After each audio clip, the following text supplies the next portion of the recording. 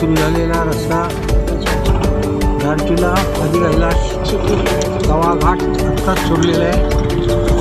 या रस्ता असा छान रस्ता बनलेला आहे. या रस्त्याने आता उंजीपर्यंत सुंदर रस्त्याने जायचं आणि त्याच्यापुढे आदी कैलाश आणि ओम पर्वत हे दोन्ही ट्रेकच्या ऐवजी रस्त्याने सुरू झालेले आहे.